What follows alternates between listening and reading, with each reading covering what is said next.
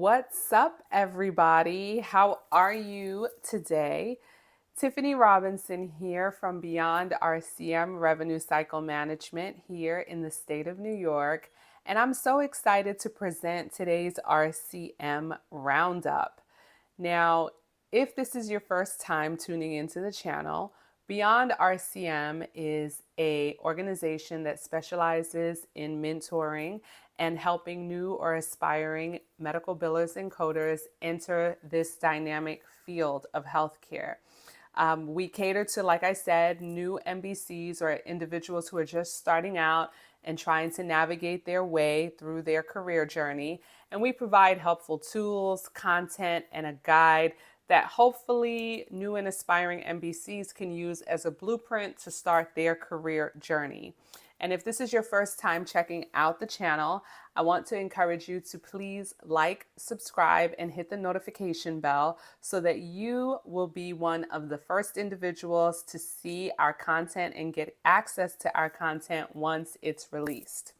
So I know previously in about two prior videos, I said that I would be putting out a video where I will delve more into my experience taking my CDEO certification online.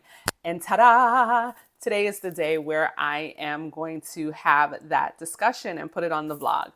So if many of you have been following my YouTube channel for the past year, you know that I have been studying for my clinical documentation expert certification in an outpatient setting.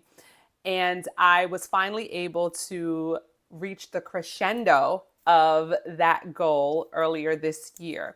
And there were a lot of valuable lessons that I learned along the way.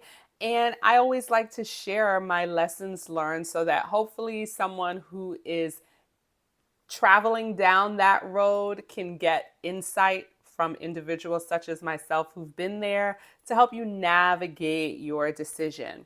So today specifically, I want to talk about my experience of taking this exam in a traditional brick and mortar setting versus taking the exam online.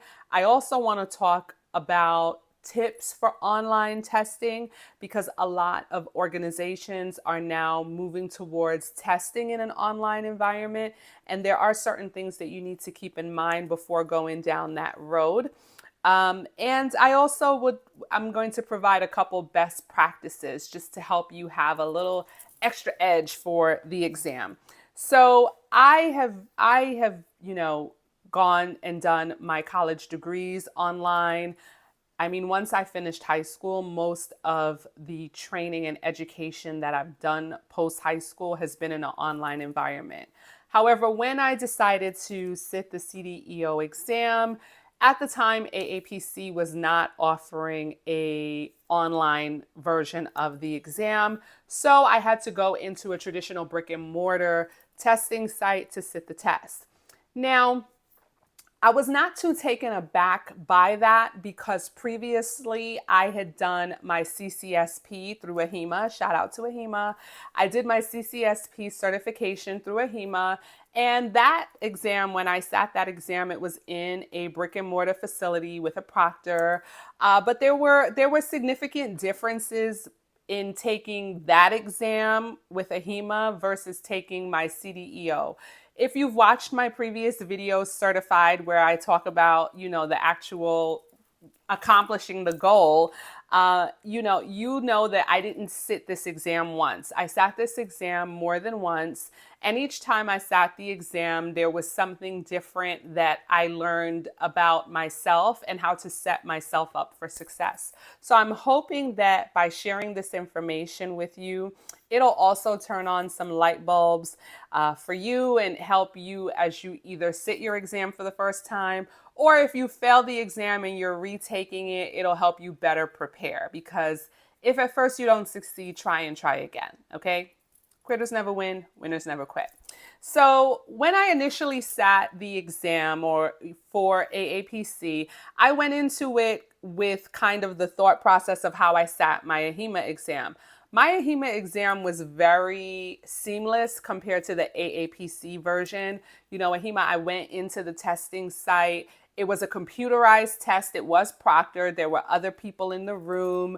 But I was in my zone. I sat my exam, and I literally got the results the same day. I finished the exam. I went out to the front. I waited a couple minutes, and they told me that I passed. So, it was a very straightforward, seamless process. With the CDEO certification, there were a couple of hurdles that I had to overcome. I think in comparison to CCSP, the reason that I was able to pass that exam the first time was because I was already working as an MBC for many years. It was just a matter of me changing my certification from NHA to AHIMA. So I had went into the test with a thorough understanding of my profession and what I do. Whereas when I decided to become a CDEO, I made that decision because by then I was in my career for over 20 years. I saw the shifts of healthcare over the past 2 decades of working in this field, and I understood where the field was going. We're going into more of a compliance environment. We're going into more of an environment where you really need to make sure, because we have the technology where we can analyze and scrutinize documentation more carefully. So it's incumbent upon healthcare professionals and to make sure that the documentation is on point. The service may be justified, but if the documentation doesn't substantiate the necessity, it can create a lot of problems for providers. So for me, when I decided to do my CDEO certification, it was because I saw a shift and I wanted to make sure that I had a level of proficiency to make me an asset in this new environment. Now, with that being said, what makes the CDEO so different from like a traditional CPC or CCSP certification is you really have to think more like a clinician. There's a lot of questions that require you to understand the thought process that a clinician needs to go through, because your documentation will need to follow that thought process. So it required a whole different level of thinking that I had not tapped into yet. So that was something new for me, which is something that I had to understand over time. And it was ultimately approaching the exam with a different mindset that I thoroughly believe enabled me to pass the exam. Now, what I will tell you is, for me, when I went into AAPC to sit this exam, or when I went in to sit my CDEO exam in person initially, I kind of went into it thinking it was going to be more like my experience with AHIMA. Number one, these exams, when you're going into a brick and mortar site, it's not on a computer, right? It's pretty much old school. You have your book with your questions, your bubble sheets, and you're going through the questions. So that was a little bit of an adjustment for me because, again, as I have said, I've done most of my post-high school education online. I've done both of my degrees online. I've done numerous certifications online. I am more comfortable testing in an online environment. I do understand that there are people who are more comfortable testing in a physical space, and they feel more comfortable attending school in a building space, in a brick and mortar space. So I think it's very key when you're sitting an exam like this, you have to know what type of environment you excel in from a testing standpoint. For me, what I've learned post this experience is I do better in an online testing environment. So went in, sat the exam in person. I developed a lot of testing anxiety as a result of this because the test was very long at the time. It's a 6-hour exam. So at the time, it was 6 hours, and there was a level of anxiety. And I am not a person that, I'm usually not bothered by large groups and things of that nature. But it was just something about like that last hour when everyone started turning in their exams and they were finishing, and I had like 30 questions to go. It just created a level of anxiety in me that made it very difficult for me to concentrate. So, I think a combination of that, I think a combination of not necessarily understanding how I needed to shift my mindset to study for this test and approach this test. Because if you looked at my previous video that I put out, I think about 2 weeks ago, when you are taking an exam like this, you know, essentially you're doing a level of auditing. So so the way the questions are presented to you, it's not presented in a way of what is the absolute right answer. When you take a test that's for like an auditing profession, there are going to be answers that one is definitely the right answer, the other one can possibly be the right answer, but because a couple words are phrased a certain way, you have to be able to follow that and know how to eliminate. And then the others are just not going to be the answer. So you really have to think differently. And that is crucial when you're taking those type of exams. The other thing that is very important when you're taking a test in an online environment versus a brick and mortar environment, and specifically with AAPC, because I've had conversations with individuals and I've heard some really, I don't want to say horror stories, but I felt really bad for them.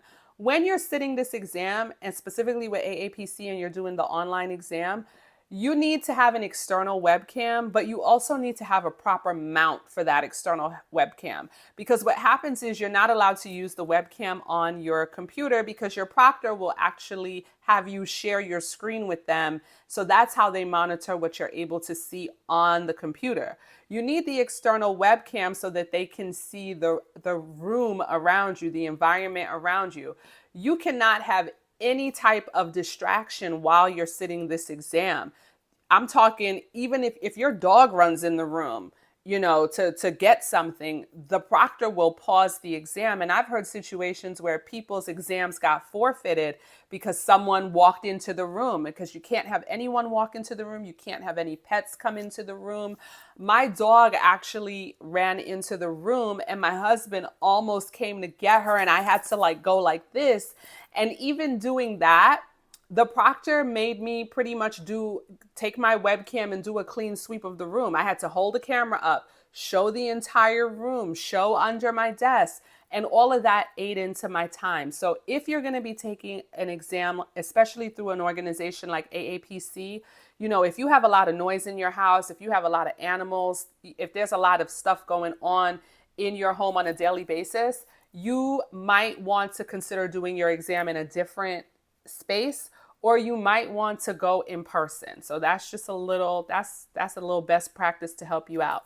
The other thing that's very important if you're going to do an online exam is make sure you have enough desk space, because you need a lot of different books when you're taking these exams. Specifically with organizations like AAPC, you need an ICD-10 book, you need a CPT book, you need a HCPCS book. Even though I didn't really find the HCPCS book beneficial to me in this exam, but sometimes for certain exams like your CPC and things like that, you need these books. And you want to make sure if you're testing online that you have a nice large enough space where you can spread everything out and be able to access the information that you need. Very important that you have your must-have books, like I said, your diagnosis procedural coding books. Medical dictionary is very important. I actually went and got Tabor's medical dictionary. I used a different medical dictionary when I sat the exam the first time. I'm not going to throw them under the bus, but I upgraded to Tabor's and it made a huge difference. So get a good medical dictionary. And another thing that people take for granted when they're sitting these exams is tabbing your books, tabbing your code books, and make sure that you're setting everything up and in its proper place. Because when those questions come at you, you don't want to be flipping through the book to figure out, how do I get to the prenatal system versus the digestive system versus the tabular version. You want to make sure that you have everything lined up, because it actually does help you save time. So that's very important as well. And for me, I will tell you that the biggest benefit that I got when I sat my exam online was just the anxiety disappeared, because I was in my own space. I had a level of comfort. I wasn't worried about who was finishing ahead of me. It was just me and the test. And I was just like, I was one with the test. Me and the test we were like kumbaya. So for me, the benefits of doing the exam online was a lot of the external distractions were eliminated. And I was actually able to finish the test with time to spare, where I could go back and check my answers and check different things that I might not have been certain about. And then the final tip that I would like to give is it's always beneficial to talk to individuals who have sat the exam that you're sitting. That was another equally important thing. Aside from being in an environment that I excel in for testing, equally important was being able to get perspectives from individuals who had sat the exam that I was pursuing, because they were able to give me testing tips and let me know what helped them, make it over the hump to pass the exam. So reach out to individuals, go into different forums, talk to individuals, who've sat this exam, and pick their brain for what helped them get over the edge or get over the hump and find success ultimately at the end of the road. And that's it. And a final note is I want to encourage anyone, because I have seen messages, I've gotten comments from individuals who have sat exams like this and they failed. I just want to encourage you not to give up, not to give up. Delay does not mean defeat. And just because you may have failed an exam, do not be discouraged and just throw in the towel and walk away. It's important for you to do a recheck, a post-mortem of that exam, where you went wrong, what you could have done differently, so that you can dust yourself off and go back out there and try again.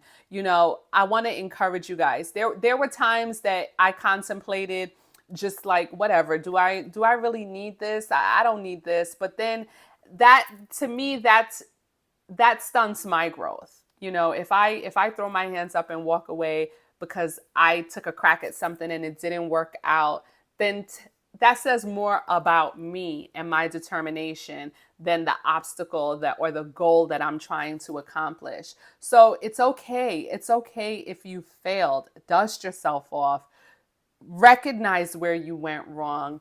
Prepare, and go back out there and kill it the next time you test.